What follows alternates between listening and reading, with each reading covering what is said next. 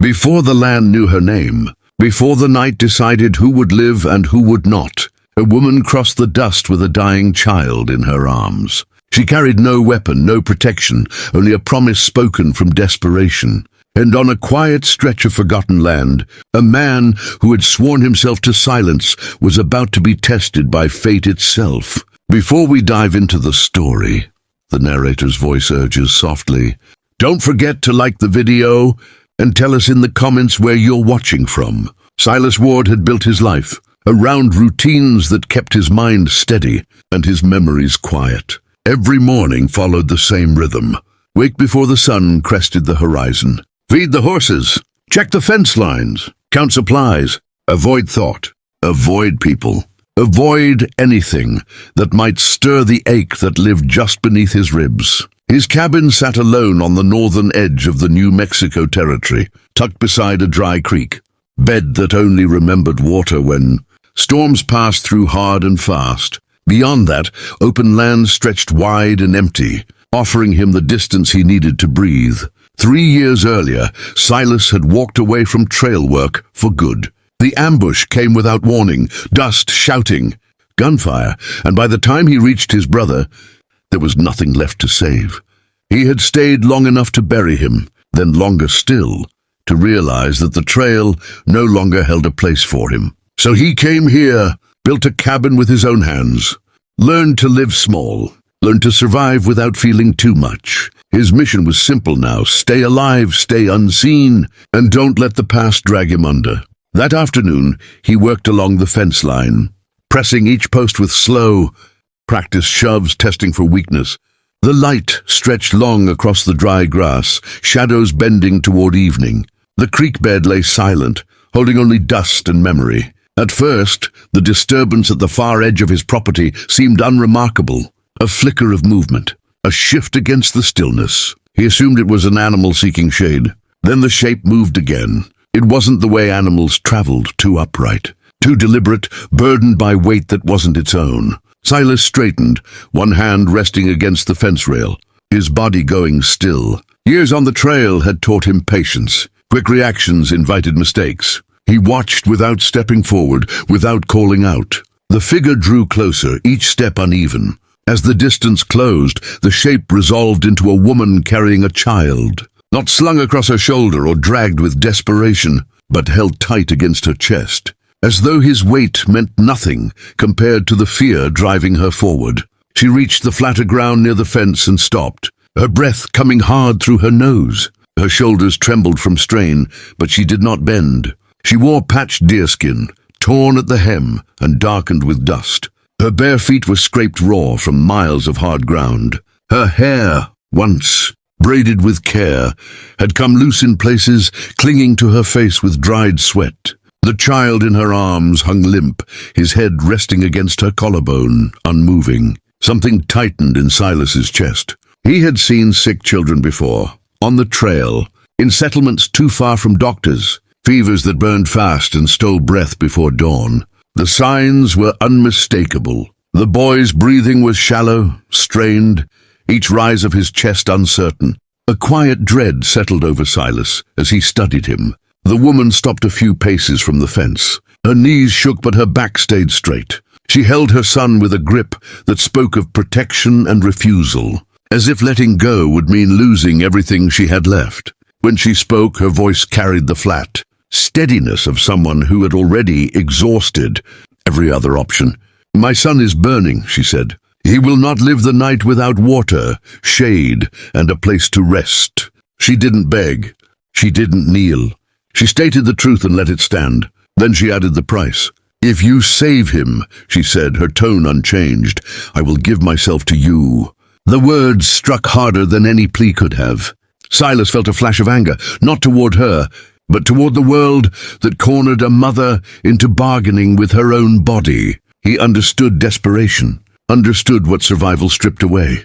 There was pain in her voice, buried deep beneath control, and it cut sharper than shouting ever would. He didn't answer. He didn't trust himself to speak without revealing something he didn't want her to see. Instead, he turned from the fence and walked toward the cabin, his steps steady and deliberate. He pushed the door open and moved aside just enough for her to pass. It was the closest thing to permission he offered. She hesitated only a moment, adjusting her grip on the child before stepping inside. Silas lit the oil lamp on the table, its soft glow catching the rough grain of the cabin walls. He laid a folded blanket near the stove, the warmest place he had, and filled a cup from the kettle cooling by the hearth. He didn't know how long it had been since she last drank water. Her lips were cracked. Her hands trembled with exhaustion, but her focus never left the boy. She lowered him onto the blanket, brushing her fingers across his forehead. He didn't respond. Silas knelt beside them, pressing a damp cloth gently against the child's skin. The heat beneath his touch confirmed what he already knew. He lifted the boy just enough to coax a sip of water past his lips, careful not to overwhelm him. The woman watched every movement with sharp attention, ready to strike if he harmed her child, ready to collapse if she let her guard down. Her eyes followed Silas without fear, but without trust. "Hold him upright," Silas said quietly. She did, her arms shaking as the boy swallowed again. A faint tremor passed through her shoulders, the first hint of relief he had seen. Silas leaned back on the wooden chair beside the stove, elbows on his knees, watching the child with focused intensity. He had spent years keeping people at a distance, yet the sight of this boy fighting for breath stirred something. He thought he had buried the day his brother died. The woman whispered softly in Apache, her voice steady even as her fingers clenched the blanket. Outside, dusk settled over the land. Inside, the cabin filled with a tense silence shaped by survival rather than comfort. Silas didn't question why she had come alone. Didn't question why she trusted a stranger. Only the boy's breathing mattered now. And as the first hour passed, Silas made a silent vow. He would not let the child die here. Not if he could stop it. Not again. The night stretched ahead, and nothing about this moment belonged to the life of solitude he had chosen anymore. The lamp burned low as the night deepened, turning the single-room cabin into a fragile island of light, surrounded by endless dark. Silas Ward stayed seated beside the stove, his boots planted firmly on the worn floorboards, his eyes never leaving the small form wrapped in blankets. The boy's breathing came unevenly, shallow and strained, and every faltering rise of his chest kept Silas alert in a way that chased sleep from his bones. Tyler remained on the floor beside her son, legs folded beneath her, spine rigid, despite exhaustion pulling at every muscle. She had not eaten. She had not rested. Her hand stayed pressed lightly against the child's chest, counting each breath as though numbers alone could keep him alive. Silas added another piece of wood to the stove, the soft scrape of iron breaking the silence. The fire flared briefly, casting sharp light across Tala's face, revealing the deep tension in her jaw and the raw weariness in her eyes. She had not cried, not once, but the weight behind her stillness filled the room. He soaked another cloth in cool water and laid it gently across the boy's forehead. The heat beneath his palm hadn't broken yet, and that unsettled him. He had seen fevers turn cruel without warning. "Is he worse?" Tala asked, her voice steady, though fear pressed tightly behind it. "Not worse," Silas replied, "but he's still holding too much heat." She nodded once and pressed her palm more firmly against her son's ribs, grounding herself in the certainty that he was still there. Panic had no place now. She had learned long ago that fear wasted strength. Silas poured a small measure of water into a tin cup and passed it to her. She lifted the boy carefully, guiding the rim to his lips. He swallowed weakly, then sagged back against her arm. She lowered him with precision, as though any careless movement might pull him further from this world. Hours slipped by, marked only by the stove's low crackle and the soft murmurs. Tala whispered in Apache, urging her son to stay present. Silas watched her hands begin to tremble. "When did you last rest?" he asked. "Before sunrise yesterday," she answered without looking up. "You won't last like that," he said. "I will," she replied quietly. "Until he stands again." Silas didn't argue. He understood that kind of resolve. He had felt it once, kneeling beside his brother in the dirt, knowing effort alone wasn't enough. The memory surged uninvited, and he forced it down, focusing instead on the child before him. Near the darkest hour of the night, The boy's body stiffened briefly, a tremor passing through him. Tala leaned over him instantly, her breath catching.